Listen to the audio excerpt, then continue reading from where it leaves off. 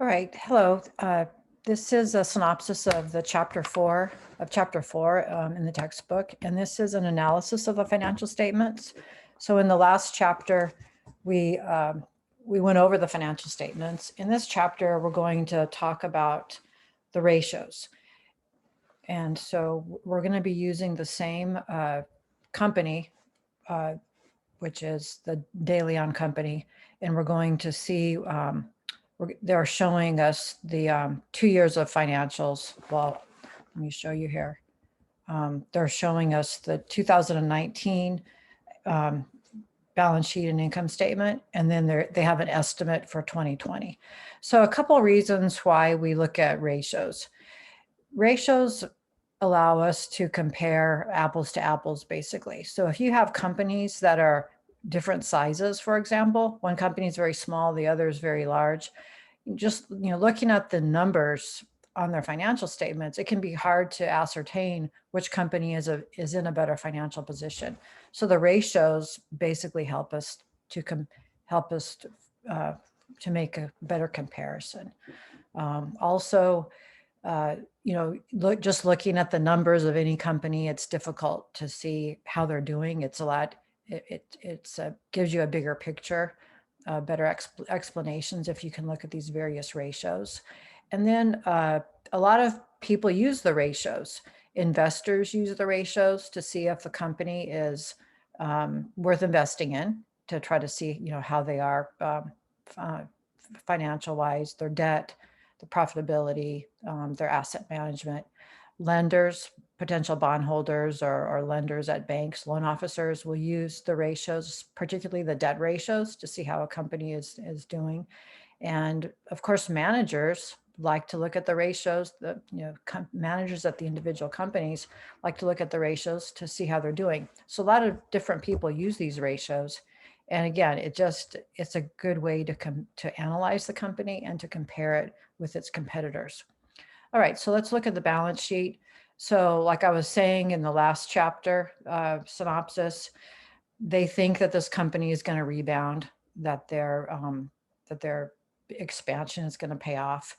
And so this is an estimate. The E means the estimate. So this is what they think the cash is going to be. Accounts receivable is increasing. So if their sales are increasing, accounts receivable should increase. The inventory is increasing. Fixed assets, they sell off a little bit of the fixed assets. And so they're probably able to generate more sales with their existing assets, or a little bit fewer. So that's a good sign. And anyway, so that's their balance sheet. That's the first half. Here's the second half. And we see that they've paid down some of their accounts payable. So they've paid some of the money that they owe to their suppliers.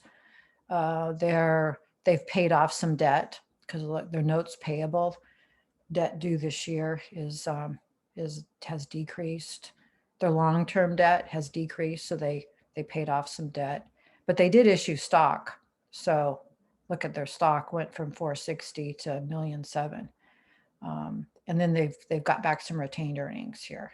So obviously they're profitable. So let's take a look at the income statement. So here the sales continued to increase, and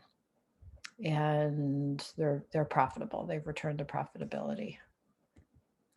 All right, and now they did issue 150,000 shares of stock. So they used some of that money, of course, to continue to finance their expansion, and they also have used that money to pay down debt. So they have decreased their debt and increased their equity. Okay, so why are the ratios useful? I just went over that. Standardizes the numbers, helps us to compare apples to apples, can highlight the strengths and weaknesses of a firm. Now, the ratios really don't mean a whole lot on their own. In other words, if you just look at the ratio, it doesn't mean a whole lot unless you can compare it to some things. So we typically will compare the ratios, the individual ratios, to the industry average. We might also compare to a particular company, a peer, competitor. And the ratios really don't mean a whole lot too, unless you can see a trend. So we usually like to look at the ratios over a period of 3 years.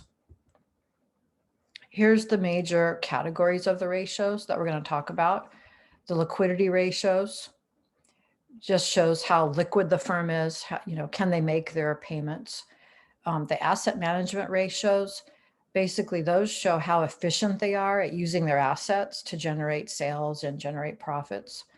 Debt management, how much debt they have. And then profitability, that's self-explanatory, how profitable they are.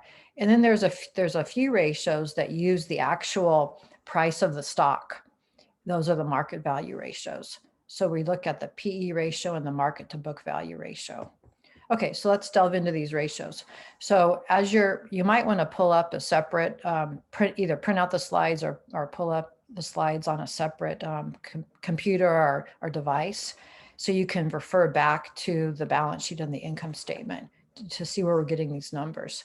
So anyway, the current ratio, current assets divided by current liabilities, 2.3 times, 2.34 times. Now, it's important, anyone can calculate these ratios. The formulas are not that difficult. It's important to be able to interpret the ratios and know what they mean. So what does this mean? Current ratio is expressed as times, 2.3 times. So this means that the company has enough current assets to cover their current liabilities or to pay their bills 2.34 times over. If it were 1-to-1, they would have just enough money, but it's 2.34, so they can make their bill, they can pay their bills 2.34 times over. Another way to think about this is the company, for every dollar in current liabilities, they have $2.34 in current assets. Okay, now the second one is the quick ratio.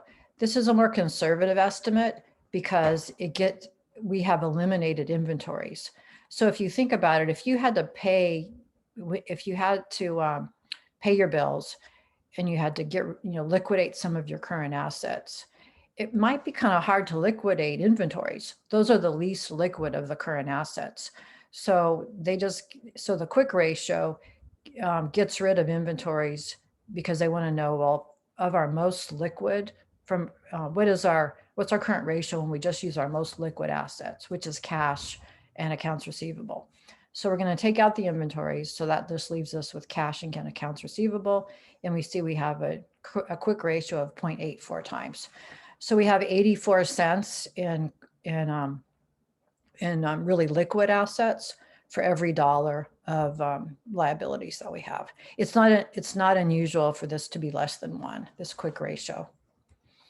Okay, so let's compare the company's liquidity ratios now to their past years and to the industry average. So you see that, and you're going to see this trend with most of the ratios. They went down and then have come back up. But let's look at the industry average. So their current ratio is a little bit lower than the industry average. That's probably because they're one of two things. Well, if you go back and look at, could be one of three things. If you go back and look at the current assets, they might be holding too much cash. They might be holding too much in accounts receivable or inventory. So we're going to see we have there's another ratio that looks at how long it's taking them to get payment from their customers. If that ratio is really bad, then we can say, okay, well, that's why their current ratio is low. Or if their inventory turnover is really low, then that would tell us they're holding too much inventory, and that's why that would be drawing this down. So it's kind of like a puzzle that all these things interconnect. Okay, so their liquidity position is weak. Let's move on to the inventory turnover. So this is just what I was saying. Their inventory turnover is low. So that's part of the reason why it's bringing down their current ratio. So so basically, let me go back to the formula here. Inventory turnover is sales divided by inventories. So they're turning their inventory over 4.02 times. The industry is 6.1. So the industry is a little more efficient at turning over inventory. They either have too much inventory on hand or they have some obsolete inventory that nobody wants to buy. considering that they just have done this expansion, I would suspect they overestimated how much inventory they should have, and they've got too much on hand. And so that's what's pulling this down.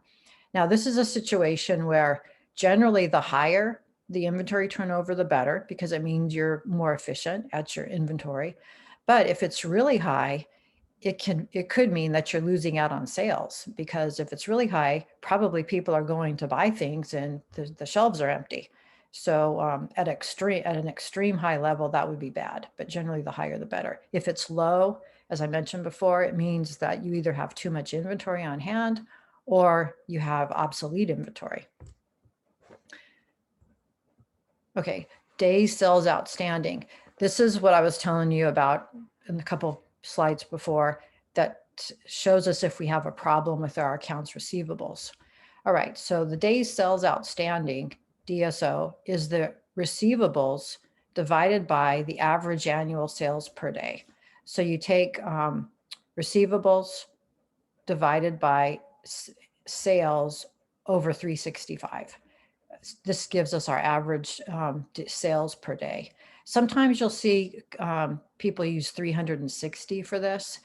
It's simply because 360 is an even number and it gives you a more even number. No other reason than that. So anyway, typically you want to see this at around 30 days because most companies have a 210 net 30 policy. That means if you pay within 10 days, you get a 2% discount or the net is due in 30 days. So taking 46 days to get money from your customers is not good. That's taken too long. So that's why their receivables are so high. So they need to either give some discounts to try to motivate their customers to pay sooner, or their accounts receivable people just aren't doing their job and they need to step up to the plate and get these bills, get the bills paid sooner, or get the payments from their customers sooner. Okay, so anyway, this is in days. It's 46.44 days is taking them to get the money from their customers. And so you can see here the industry average is 32 days. Okay, now this is also another asset management type ratio. This is fixed asset and total asset turnover. So just look at the formula here. This is the fixed asset turnover is sales divided by fixed assets. So basically what this is telling us is how efficient are they at using their fixed assets to generate sales. So obviously the higher the sales number and the lower the fixed assets, the higher this number is going to be. So the higher the number is, the more efficient you are at using your fixed assets to generate sales. So this is 8.45 times on the fixed assets, and then the total assets is 1.7. So fixed assets is just of course, their fixed assets, the net fixed assets. The total assets includes the current assets. So remember, the inventories are kind of high for this company and the accounts receivable is high. So this number is a pretty good number, but their current assets brings this number down. So we're going to see that in a second. So look at what happened here. They're actually better than the industry average on their fixed asset turnover, but on the total asset turnover, they're low because they have too many accounts receivable and inventories. Okay, next we're going to talk about the debt ratios. So this is the debt to capital ratio, and we're going to look at the debt to capital ratio and the times interest earned ratio. So the debt to capital ratio is total debt, okay, plus total debt plus equity. So the total capital is the total debt plus equity. So if you go back to, let's go back to the balance sheet so I can show you how they got those two numbers. Let's see here. Okay. The total debt is the notes payable plus the long-term debt. And here's the total equity, common stock plus retained earnings. So let me go back here. So you take the total debt, notes payable plus long-term debt, divided by the total capital invested. All their money, they either get their money from debt or equity. So you take the total debt plus the equity. So what does this mean? Now this is a percentage, 26.39%. That means that 26% of their capital is coming from debt. 74% would be coming from equity. The times interest earned number is the earnings before interest and taxes divided by the interest. So they take the EBIT, they divide that by the interest, and they get 5.11 times. That means they have enough earnings before interest and taxes to make their interest payments 5 times over. So generally the higher the better here. And, oh, I forgot to mention up here. So generally you're in a better position the higher this is, the better, because you have enough interest, you have enough earnings to make your interest payments more times over. You know, if this were like 3, or if this were below the industry average, people might think twice about buying their bonds or loaning them money, because it could show that they're not in the best financial position to make their interest payments. So that's why you look at this. Now here, this situation with the debt ratio, it really depends on the industry. And so you really want to look at the industry average. Industries that have very stable cash flows, in other words, steady money coming in, like the grocery industry, for example, they can tend to have higher debt ratios versus a new, let's say, a computer industry or a biotech firm. They won't have as steady cash flows coming in, so they're riskier, and so they would tend to have lower debt ratios. So companies typically will take on as much debt as they can. They like the debt ratio to be as high as they can for their industry without causing excessive risk. So anyway, this one more than ever, you really need to look at the industry average.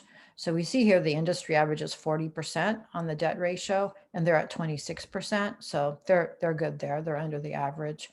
And then their times interest earned is, well, it actually is a bit lower than the industry average, but not too bad. Okay, here's the profitability ratios. Pretty self-explanatory. The operating margin, what's their percentage of profits that they're getting from their operations?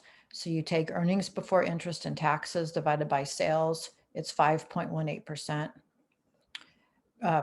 So for those of you who are really rusty with the basic math, you're going to get a decimal, and you move the decimal point to the left 2 places to convert it to a percentage.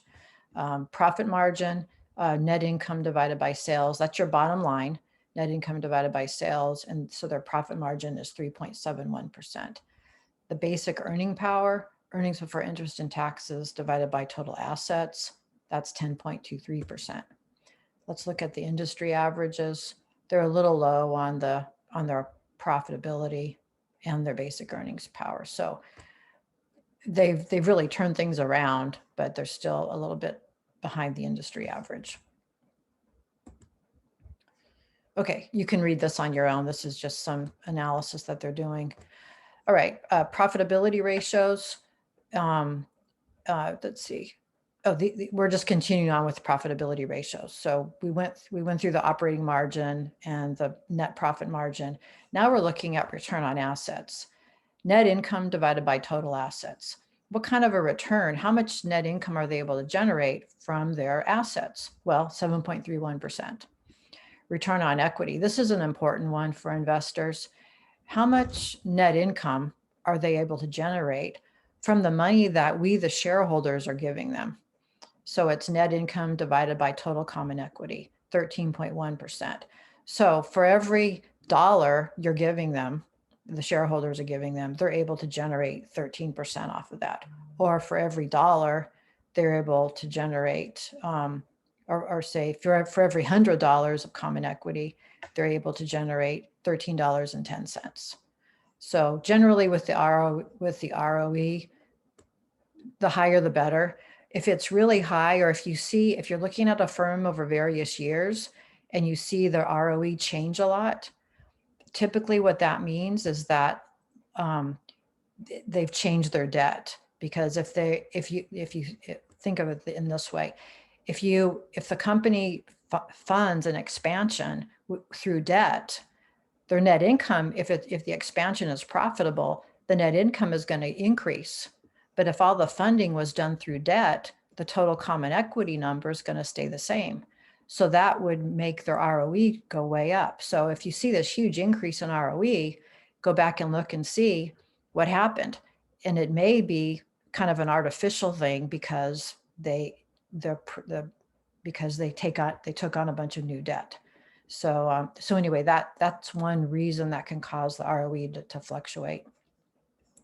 All right, this is return on invested capital.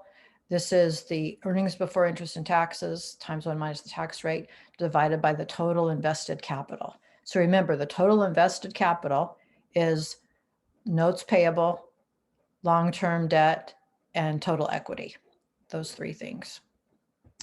Okay, and here we see they're a little bit low on all their profitability ratios are a little bit low. All right. Here they're just talking about what I was mentioning about the debt, how the debt can affect the ROE and the ROA. Okay, now this is a really cool ratio, the PE ratio. This is really important for investors to look at because it takes into account the current price of the stock. So the PE ratio, price to earnings, it's the price of the stock, so the price per share divided by the earnings per share. So it's the price of the stock divided by the net income over the number of shares outstanding. So you take their net income, you divide it. If they don't give you the earnings per share, you simply take the net income divided by the number of shares, and that gives you the earnings per share. So the PE ratio is price divided by earnings. It's 11.9 times. Okay, this is a times here. So this tells us that investors are willing to pay 11.9 times earnings for this stock, for this company. So generally, the higher the better. So what people do is they'll look at the PE ratios for an industry, and within a range, you would want to pick the company. You would want to invest in a company that's in the higher range, because it means that investors are really bullish on that stock. They're really positive on that stock. They think it's going to continue to grow because they're willing to pay more because they think that it's a good company compared to the others. So within a range, you want to, the higher the PE ratio, the better. However, if you see a company that has a really high PE ratio within the same industry. So let's say, for example, I'm looking at companies in an industry, and they're all ranging between 11 or between 10 to 20. Then I see this one company in the same industry that has a PE ratio of 45. Well, I would ask myself, okay, is that company that much better than all the competitors that I should purchase that company? Is that why it's so high? Or is it high because the stock price has had a huge run up? So if I see a company that has a really high PE ratio, that's kind of ahead of the pack, then I'll go and look at the chart for the price and see if the price has had a big run up. Because remember, in chapter 1, we were talking about the price of the stock versus the intrinsic value. Well, maybe there's some news out there, or just some who knows, what craziness goes on in the world with investing. But for some reason, that stock might have had just a huge run up because people are just really excited about the stock or whatever, because Elon Musk tweeted about it, or it's been on these internet posts, who knows. And so if I see that the stock has had a huge run up, that might tell me, well, it's probably going to come down because it's had a run up it's overvalued for some crazy reasons that we call noise. And so the price earnings ratio really isn't substantiated. It just means that it's had a run up, is due to come down. So it's probably a good company, but I would be a buyer once it goes down a little bit. Okay, and then the market to book ratio is the price, the current price of the stock divided by the book value per share. So that just shows us how how much it's gone up, since the shares were issued. But this is really the more important one to look at. This is what people look at mostly. All right, so we see that their PE ratio is a little bit low compared to the industry average, but not too bad. And their market to book. Okay, now this is kind of a newer ratio. This is called the enterprise value. This one is not that common, but basically what they're doing here is they're taking the market value of the equity time plus the market value of the debt plus the market value of claims minus the cash and equivalents. And so you've got here the price of the stock times the shares. And then this is the debt, and then market. I'm gonna have to get. Let's see. To be honest, I haven't looked at this ratio too much. I'd have to read about this in the book to refresh my memory. But go ahead. Let's see. You can read. I would suggest, because I don't want to stop this video, I would suggest going to the book. They do explain this really well in the textbook. And if you're doing the suggested homework for this, just go back and look in the book when they explain about this, and you can see where they pull these numbers from. But this I don't typically cover this one. It's really not that important. But anyway, if you want to read more about this one, you can look at the explanation in the book. Okay, I'm going to move on from this. Okay, this DuPont equation, I don't really cover this either in the class, because all the DuPont equation is doing is breaking down the return on equity. So if you remember, return on equity is the net income. It's net income over the equity. Okay, and so what they've done here is in other words, if you cross cancel all this stuff, you're going to see net income divided by equity. The rest of this cancels out. What they're doing is they're just kind of disaggregating this out so you can see what makes up the return on equity: profit margin, total asset turnover, and the equity multiplier. So they can look and see here and they can say, okay, well, how could we increase our return on equity? We could increase our sales. We could decrease our total assets. We could increase our net income. So it's just the DuPont equation is just a way to sort of dissect, if you will, the return on equity. But it's all return on equity. It's all the same.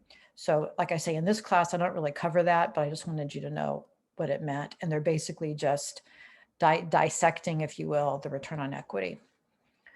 All right.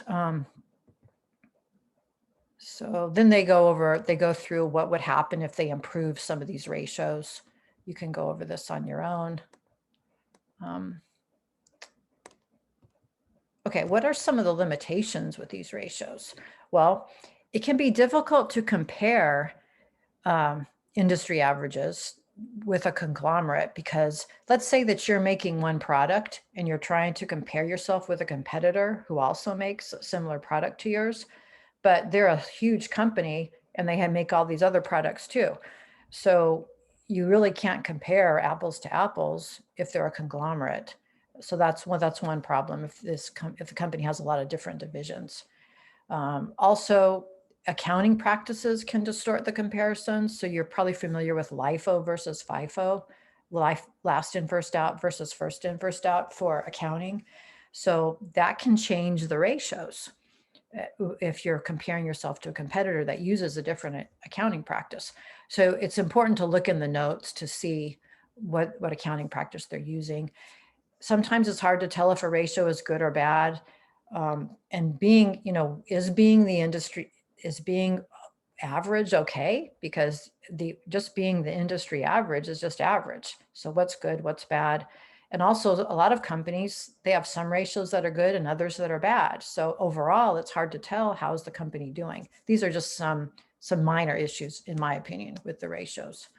Also, seasonal factors can distort the ratios. Some companies, like tax preparers, I think of H&R Block, most of their business is done in one season. companies selling king cakes, companies, who sell a lot of Valentine Day stuff. So you get the idea. Some companies have a lot of business just during Christmas. So seasonal factors can distort the ratios. Inflation can distort the ratios too, because think about this. If you're comparing a competitor and you're a new company and your competitor has been around for years, their fixed assets are probably going to be a lot lower because of inflation, because they've had those assets around for a long time. Also, maybe their inventory, whereas yours would be more. So that's another thing to think about when you're comparing ratios. And then the last one I want to talk about is window dressing. And to talk about the window dressing, I'm going to go back up to the balance sheet so I could explain it better. So let's say that if you remember,